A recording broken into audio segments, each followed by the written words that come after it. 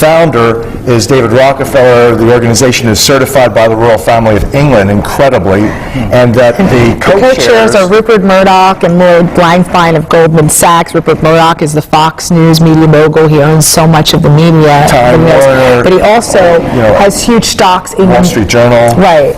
He also has huge stocks in the Murdoch Children's Research Institute in Australia that conducted some of the first H1N1 trials and on little kids, and then he partnered with those trials with CSL Pharmaceuticals, which is a division of Merck Pharmaceuticals. And then when you research Rupert Murdoch, you find out his whole family's involved. James Murdoch is the overseer, non-executive director of SmithKline Beecham.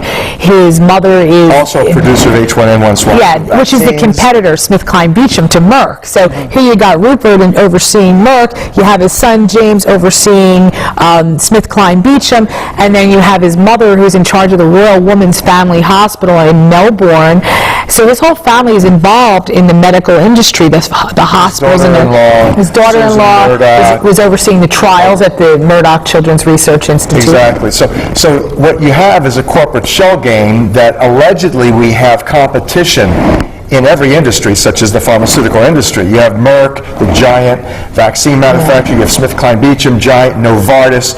All of these guys that you think are actually in competition have backroom deals where they're actually engaged with one another in setting the prices, establishing the agendas, directing the pharma media, the pharmaceutically, basically promoters, propagandists that are issuing the frights, that are generating all of the concerns, not only in We the People, but also on Capitol Hill, to move legislation and mass purchasing, mass stockpiling of vaccinations and pharmaceuticals.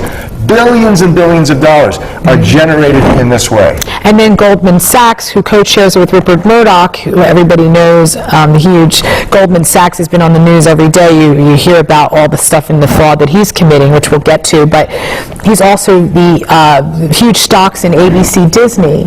And not only that, but he was Miramax Weinstein Group. Miramax, he's the one that funds Michael Moore's pictures, which is the Weinstein Company, which is produced by Disney. This area where everybody, this is particularly a liberal area, Massachusetts, Northampton, Amherst area, is very much in favor of Michael Moore. Well, gee whiz, folks, you don't realize the fact that Michael Moore's bosses, who funds his films, are the same guys. Exactly.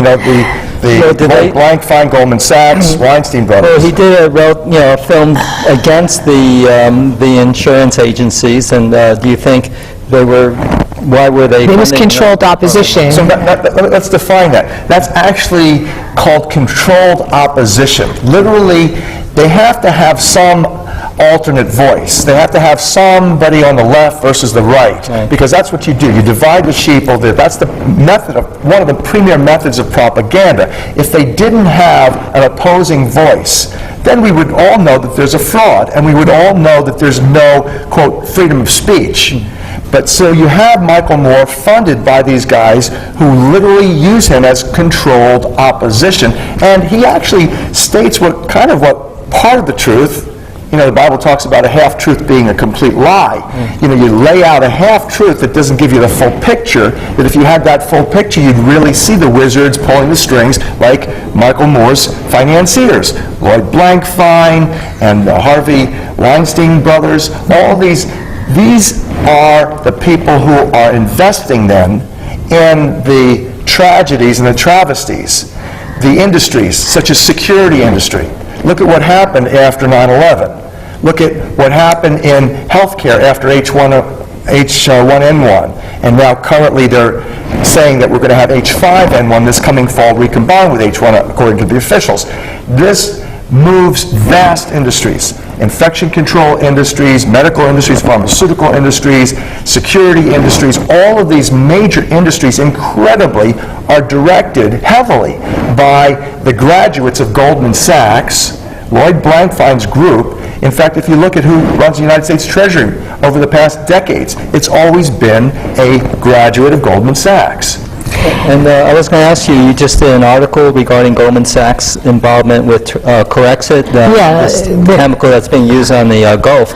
that some people are saying it's killing the complete Gulf of Mexico. Do you have? Yeah. Actually, Goldman Sachs, along with the Blackstone Group and Apollo, they purchased Nalco, which is producing Corexit, which is a dispersant that they're putting over the Gulf right now.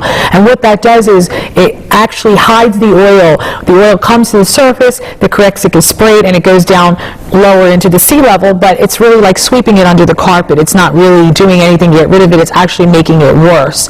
And Corexit has a reputation. In '89, during the Exxon Valdez cleanup, it has a reputation when they used a certain chemical in it called butoxethanol 2, and that actually caused liver, kidney damages, blood in the urine to the workers who actually were involved in the cleanup. There's well over 100 now people who are dead because of the cleanup operations and the problems. Exactly. Now, as they spread the Corexit, there's going to be more public health crises. And what's hideously insane is that when you start to study Goldman Sachs and the pattern of crisis capitalism, that they're making money off of these crises, these emergencies. From 9/11, what did you see? You had the shorting of the airline stocks. Right before the 9/11. Days before 9/11 catastrophe. Right. That Goldman Sachs investors, J.P. Morgan Chase, the stock, people on Wall Street run Wall Street Journal by Rupert Murdoch and company. So they made money from that. Then you had they purchased Boots and Coots, Halliburton, which, another interesting thing the mainstream media is not talking about, and they constantly are talking about Obama. They're blaming Obama, and they're blaming BP for the whole oil spill. They're not talking about Halliburton. They're not talking about Goldman Sachs. Now, and Goldman Sachs shorted the housing industry. Now, this is they shorted the housing industry. They were heavily involved in it. You had in the 2 days, it was in fact on Earth Day, when the first mention that Goldman Sachs had shorted the American housing market. The real estate crash was largely brought on because of the shorting of the real estate investment stocks. And now the mainstream media was starting to focus on Lloyd Blankfein and Goldman Sachs. He's the CEO of Goldman Sachs. Suddenly now you had an explosion that was on the oil platform in the Gulf that was being not only monitored and worked on and controlled by Halliburton. That's BP's oil. Halliburton actually makes the cementing for the well. They're the ones who made the well. BP fills their oil in the well, and Goldman Sachs funds it. So here you have a Dick Cheney, right. You have a George Bush, which Michael Moore in his Fahrenheit 9/11 film fingered for being the devil doers with the 9/11, but the reality is they're still at it because we've done nothing. Right. His controlled opposition has done nothing. And so we, the people, really have got to realize that not only that happened, but this is ongoing. This is what the issue with the Apollo Investment Group, the profiting off of, in fact, 9/11, where we show you in the film Pharma Whores, which now shows you where the money went from the Reconstruction Fund. It was veered to Las Vegas, and the Las Vegas MGM Harrah's Entertainment Group, the casino hotels that built the city center with the two veer towers that look like they're falling into rubble. It's a virtual monument, and that's where the money, according to all the evidence, went. That's why we don't have the World Trade Center reconstructed in New York City. Because that money, if you have $11 billion, Silverstein alone had $3.5 million settlement, $1 billion settlement from General Electric, which is NBC, Comcast, General Electric. They held the insurance company, and they basically wouldn't let that money sit under their pillow. Nobody would, because they reinvested. So where did the money go? It hasn't been reinvested into the World Trade Center, Ground Zero. It's been veered, and the veered towers is a virtual monument. And the Apollo Investment Group, just like Sherri mentioned, is the major investors, shareholders in Corexit. So you have the Boots and Coots, major oil cleanup group which supported by Halliburton these purchased people? 3 weeks before the oil rig blew.